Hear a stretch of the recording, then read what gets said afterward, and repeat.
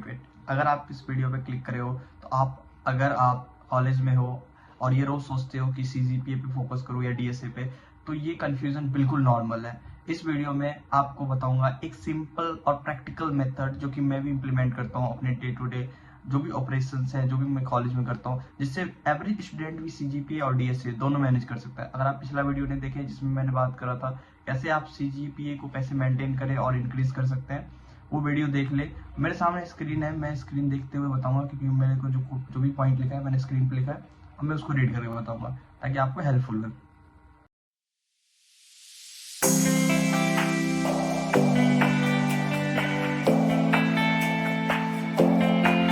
तो basically problem क्या होता है, तो प्रॉब्लम में दो टाइप के स्टूडेंट आते हैं। जैसे एक जो सिर्फ सीजीपीए के पीछे भागते हैं और बाद में प्लेसमेंट के टाइम पैनिक करते रहते हैं, और दूसरे वो होते हैं जो सिर्फ डीएसए करते हैं, मतलब थ्रू आउट जैसे ही फर्स्ट ईयर आया सेकेंड ईयर में जैसे ही पता चला वो लोग होते हैं, लेकिन एग्जाम के टाइम सीजीपी गिर जाता है इन लोगों का। दोनों एक्सट्रीम गलती है, ऐसा नहीं करना चाहिए। मेरे को ट्रुथ तो ये है कि सीजीपीए और डीएसए को बैलेंस करने के लिए मतलब टैलेंट नहीं चाहिए, सिस्टम चाहिए, बेसिकली एक प्रॉपर चाहिए, एक रूटीन चाहिए।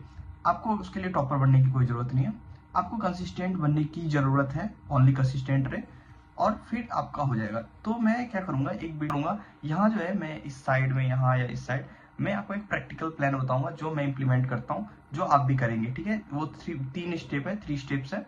तो देखते हैं स्टेप फर्स्ट में क्या होता है, यहाँ साइड में होगा कहीं पे।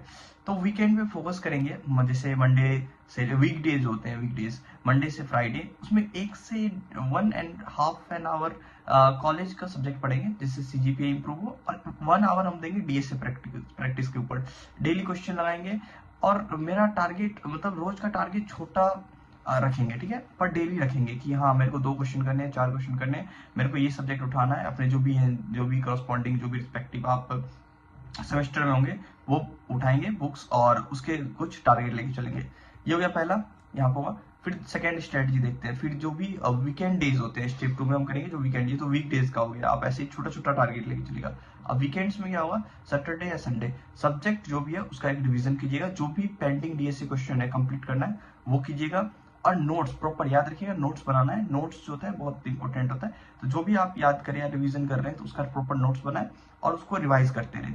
एंड आखिरी में जब सेमेस्टर आते रहेगा, जैसे आपने ये करते रहेंगे, तो आप जब सेमेस्टर का टाइम आता है उस समय में बच्चे ज्यादातर क्या करते हैं कि एग्जाम के 2-3 हफ्ते पहले या फिर बच्चे क्या करते हैं कि एक रात पहले पढ़ के वो एग्जाम देते हैं। सीजीपीए नो डाउट कि वो बढ़ता है घटता भी है, बट वो एक रिस्क साइड है, तो मैं रिस्क ना लेके हुए छोटा छोटा जो हम स्टेप कर रहे हैं उस पर ध्यान देंगे। देख लेते हैं सेमेस्टर टाइम पे क्या रियलिटी हुआ कि एग्जाम के 2-3 हफ्ते पहले सीजीपीए को प्रायोरिटी देंगे। अब मेरा पूरा फोकस रहेगा कि किस तरह से मैं अपना सब्जेक्ट को, जो भी हमारा एग्जाम आने वाला है उसको किस तरह से मैनेज करें, करते हुए चले। और डीएसए में हम मतलब क्वेश्चन नहीं करेंगे, बस एक रिवीजन करते हैं, रिवीजन मोड पे रहेंगे कि बस एग्जाम बस पढ़ रहे हैं कि जो भी हमने पढ़ा है अभी तक उसको कैसे रिवाइज कर रहे हैं। एग्जाम के बाद फिर आप डीएसए पे फोकस कर सकते हैं। इससे क्या होगा कि बैलेंस सीजन के हिसाब से चेंज होता रहता है, मतलब जो भी सीजन है उसके हिसाब से आप चेंज करोगे कि ये डीएसए कब पढ़ना है, कब आपको ये सेल्फ स्टडी करना है, कैसे आपको सेमेस्टर का पढ़ाई करना है, ये सारी चीजें होंगे। अब बात करते हैं कॉमन मिस्टेक्स। ये तो गया प्लान कि किस तरह से आप पढ़ेंगे। फिर एक आता है कॉमन मिस्टेक्स जो बच्चे करते हैं अक्सर, तो उस पर देखते हैं क्या वो कॉमन मिस्टेक्स हैं। जैसे कोई बच्चा होता है कि एक दिन में फुल मोटिवेशन आता है, फिर 5 दिन गैप, मतलब समझ रहे हो, एक दिन में मेरे को लगा अरे 10 क्वेश्चन करते हैं, 50 क्वेश्चन करते हैं, फिर खत्म। वो वाला जो चीज है वो कॉमन मिस्टेक्स में आता है। जैसे टॉपर, अब दूसरी बात की टॉपर्स का रूटीन कभी कॉपी मत कीजिएगा, वो 12 घंटा 15 घंटा पढ़ रहा है तो आप भी लगे, नहीं, आपको ऐसा नहीं करना है।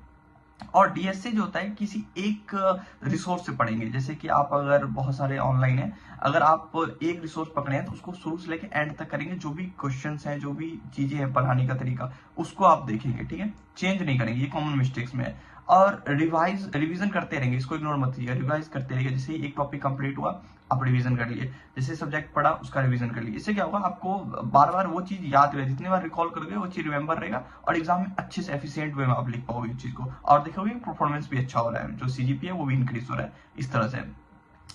हाँ ओके, देन यही है हमारा कुछ स्ट्रेटजी जिसपे हम फोकस करेंगे, और हमारा जो सीजीपीए है और डीएसए उसको बैलेंस करेंगे। शुरू के टाइम में दोनों पे ध्यान देना है, इक्वली नहीं ध्यान देना है, एक ज्यादातर देना है डीएसए पे, फिर इस तरह से करना है, और लास्ट के समय हम डीएसए को रिवाइज करते रहेंगे या फिर थोड़ी देर के लिए होल्ड पे डाल देंगे, और जो भी सब्जेक्ट है उसको पढ़ेंगे और कोशिश करना है 2-3 हफ्ते पहले शुरुआत करें, थोड़ा थोड़ा ही पढ़ें, क्योंकि एक रात बर्डन ज्यादा होता है, तो थोड़ा सा सीजीपीए हो सकता है इंप्रूव करें, बट गिरने का चांस ज्यादा है, तो उतना रिस्क ना लेना है। तो थोड़ा थोड़ा पढ़ते रहिए, 1 घंटा आधा घंटा पढ़ते रहिए, इतना तो समय होता है ये सबके पास। चलिए, तो अब क्लोजिंग करते हैं इसको। अगर आप एवरेज स्टूडेंट हो और कंफ्यूज हो कि कैसे स्टार्ट करें, तो ये चैनल आपके लिए कंटेंट होता है। यहाँ पे जो भी है रियल स्टूडेंट के लिए कंटेंट होता है, और अगर आप चाहो तो सब्सक्राइब कर सकते हो और नेक्स्ट वीडियो के लिए रेडी हो जाओ। और जो भी आपका क्वेरीज है आप मेरे को कमेंट में पूछो, मैंने एक क्वेश्चन पूछा है उसका भी आंसर दूं, ताकि मैं और देख सकूंगा किस तरह से आपका वो स्ट्रेटजी और मैं प्रैक्टिकल वे में बता